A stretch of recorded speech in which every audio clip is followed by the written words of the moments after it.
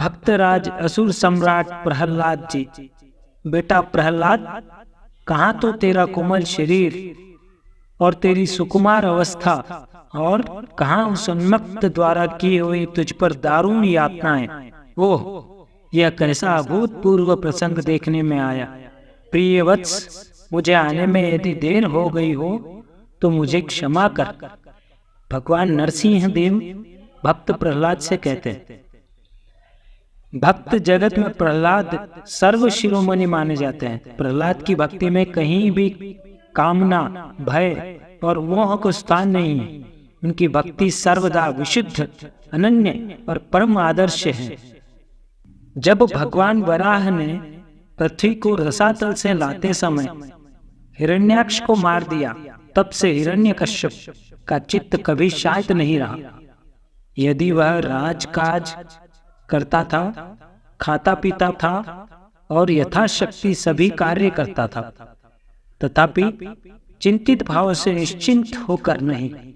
उसको यही चिंता घेरे रहती थी कि हम अपने भाई का बदला कैसे लें। अपने को अजेय और अमर बनाने के लिए हिमालय पर जाकर वह तप करने लगा। उसने सहस्त्रों वर्षों तक उग्र तप करके ब्रह्मा जी को संतुष्ट किया और वरदान प्राप्त किया कि मैं अस्त्र शस्त्र से आपके द्वारा निर्मित किसी प्राणी से रात में, दिन में, जमीन पर, आकाश में कहीं भी ना मरूं। इधर जब हिरण्यकश्यप तपस्या करने चला गया था, तभी देवताओं ने दैत्यों की राजधानी पर आक्रमण किया। कोई नायक न होने से दैत्य हारकर अलग अलग दिशाओं में भाग गए। देवताओं ने दैत्यों की राजधानी को लूट लिया।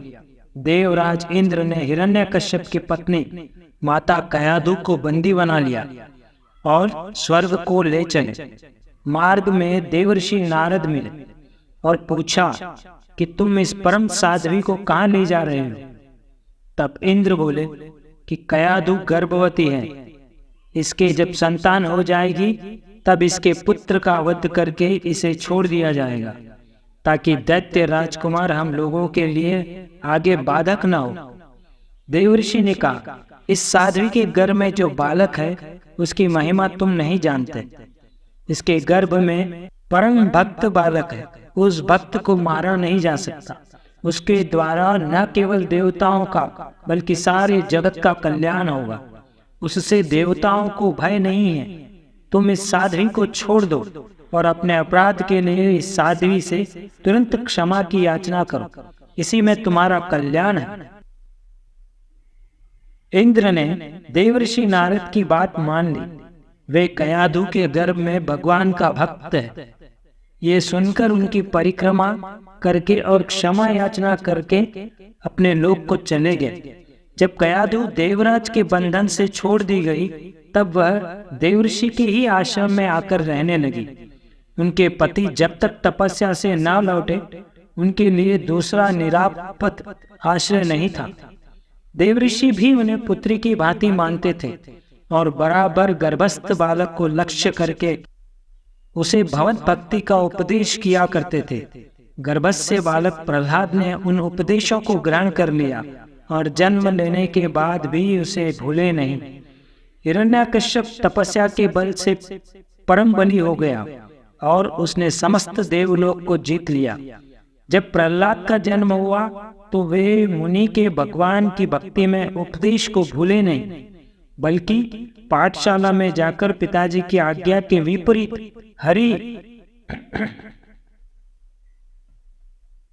श्री हरि के भजन और राम नाम संकीर्तन का उपदेश अपने अन्य साथियों को भी करने लगे। एक बार प्रहलाद घर आए तो पिता ने उन्हें अपनी गोद में लेकर पूछा, बेटा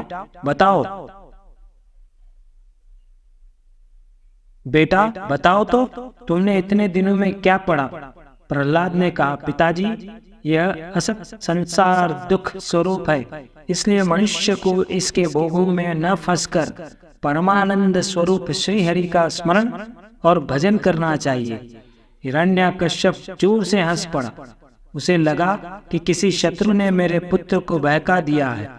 उसने गुरुपुत्रों को सावधान किया कि वे प्रहलाद को सुधारे और उसे कुलोचित धर्म, अर्थ, काम का उपदेश दे। गुरुपुत्रों ने प्रहलाद को अपने यहाँ लाकर पूछा, तुम्हें यह उल्टा ज्ञान किसने दिया है? तो प्रहलाद ने उत्तर दिया, गुरुदेव, यह मैं हूँ और यह दूसरा है। यह तो अज्ञान है, यह सारा संसार इसी अज्ञान में भूला हुआ है। जिस किसी भक्त पर उन कृपालु की दया होती है तभी उनकी ओर प्रवृत्ति होती है। मेरा हृदय भी उनकी कृपा से उनकी ओर स्वयं ही आकर्षित हो गया है। गुरुपुत्रों ने उन्हें डांटा, धमकाया और अनेकों प्रकार की नीतियों की शिक्षा देने लगे। यद्यपि भक्त प्रहलाद को यह सभी ज्ञान नहीं रुचता था, फिर भी उन्होंने गुरुओं की कभी अवज्ञा नहीं की और न उस विद्या का अपमान ही किया।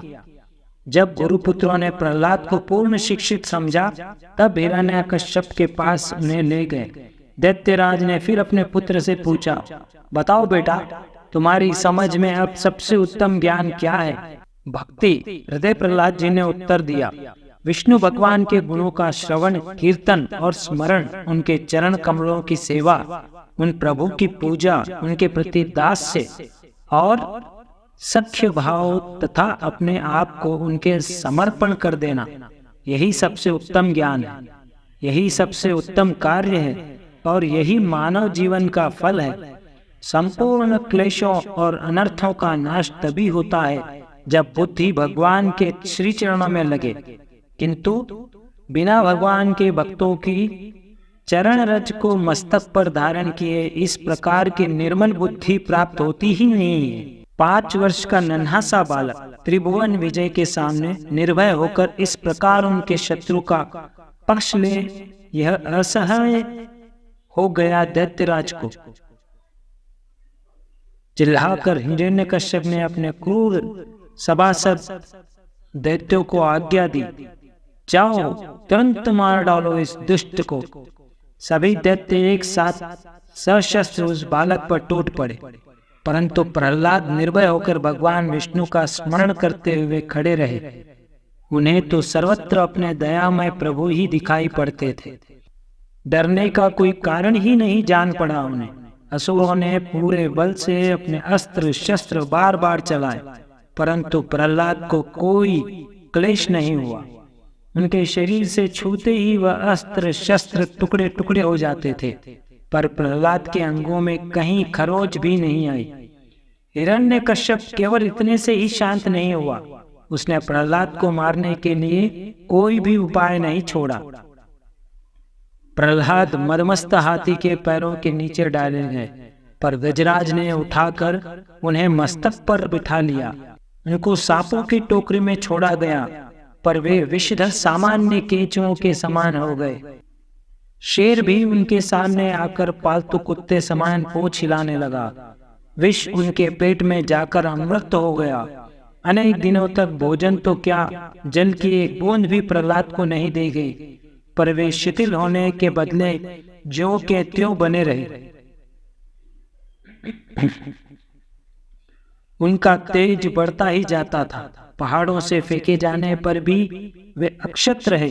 सागर की गंभीरता भी उनके लिए हानि नहीं पहुंचा सकी। होलिका उन्हें लेकर आग में प्रवेश कर गई। उसे गर्व था अपने उस वस्त्र का जिसके धारण से अग्नि का प्रभाव उसके शरीर पर नहीं होता था, पर आग की भीषण लपटों में वह जलकर राख हो गई और भक्तवर प्रहलाद मानो फूल की सेज से उतरकर निकल आए। उन्होंने फिर दैत्यराज को समझाते हुए कहा, पिताजी, आप भगवान से द्वेष करना छोड़ दें। आपने देखा नहीं, भगवान के प्रभाव के सामने सभी प्रयत्न असफल रहे। आप भी हरि का स्मरण करें, ध्यान करें और उनके आश्रय में आकर निडर हो जाएं। वे प्रभु बड़े दयालु हैं। अब हिरण्यकश्यप ने अपने हाथ से प्रहलाद को मारने का निश्चय किया। उसने गरज कर पूछा, अरे मूर्ख, तो किसके बल पर मेरा बराबर तिरस्कार करता है? कहाँ है तेरा वह सहायक? कहाँ है तेरा वह हरि? मैं अभी तेरी गर्दन काटता हूँ, देखता हूँ कौन आता है तेरी रक्षा करने के लिए। प्रहलाद ने नम्रता पूर्वक कहा, पिताजी आप क्रोध न करें, सबका बल उस एक निखिल शक्ति सिंधु के सहारे ही है। मैं आपका तिरस्कार नहीं करता। संसार में जीव का कोई शत्रु है तो उसका अनियंत्रित मन ही है। भगवान तो सब जगह है, सब कहीं है, कण कण और अणु अणु में उसकी सत्ता विद्यमान है। वह मुझ में है, आप में है, आपके हाथों के खड़ग में है, इस खंबे में है, सर्वत्र है, खंबे के भीतर भी। दैत्यराज चौंका। वह अपने अज्ञान के कारण रहस्यमय सत्य को समझ न सका। उसने अपनी गदा उठाई और पूरे बल से खंबे पर प्रहार किया। खंबा फट गया और उसके मध्य से एक भयंकर आकृति वाले नरसिंह भगवान जी प्रकट हुए। उनके तेज से दिशाएं जल उठी।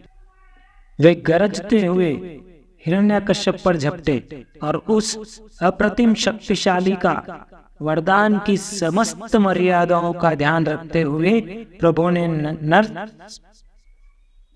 प्रभु ने संहार कर दिया।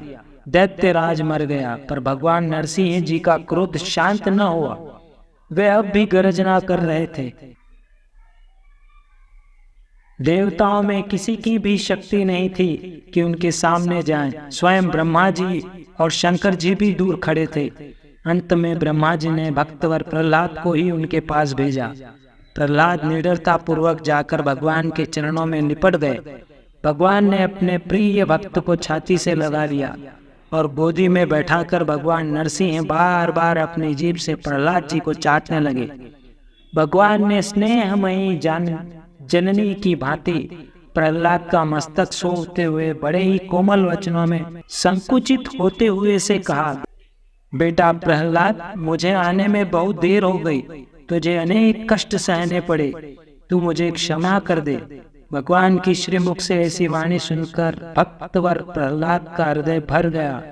आज त्रिभुवन के स्वामी उनके मस्तक पर अपना अभय कर रखकर उन्हें स्नेह से चाट रहे थे। प्रहलाद जी धीरे से उठे। उन्होंने दोनों हाथ जोड़कर भगवान की स्तुति की। बड़े ही भक्ति भाव से उन्होंने भगवान का गुणगान किया। भगवान ने उनसे वर मांगने को कहा तो प्रहलाद बोले, भगवान, क्या आप मेरी परीक्षा लेना चाहते हैं? जो सेवक अपनी सेवा के बदले वरदान चाहता है वह सेवक नहीं, व्यापारी है। अगर फिर भी आप मुझे वरदान ही देना चाहें तो मुझे यही दान दीजिए कि कभी भी मेरे हृदय में किसी प्रकार की कामना पैदा न हो, तथा मेरे पिता और गुरु पुत्र जो आपके विरोधी थे उनको भी आप निष्पाप कर दीजिए। भगवान का हृदय आनंद से भर गया। वे बोले, प्रहलाद, जिस वंश में मेरा भक्त पैदा होता है वह वंश अपने सभी प्रकार के पापों से छूट जाता है। फिर तुम्हारे पिता और अन्य दैत्यों का तो कहना ही क्या है। भगवान ने यह वर भी दिया कि मैं कभी भी प्रहलाद की संतति का वध नहीं करूंगा। इस प्रकार अपने वंश को कल्प पर्यंत उन्होंने अमर बनाया और बाद में अपने परम भागवत पौत्र बलि के साथ सुतल में चले गए, जहां वे तभी से भगवान की आराधना में नित्यमय रहते हैं। जय श्री हरि। आज की कहानी यहीं तक। दोस्तों, भक्त प्रहलाद की कहानी कैसे लगी प्लीज कमेंट कर जरूर बताएं और इस चैनल को सब्सक्राइब करें ताकि इस चैनल पर ऐसी ही कहानियां आपको बार बार सुनने में मिल सकें।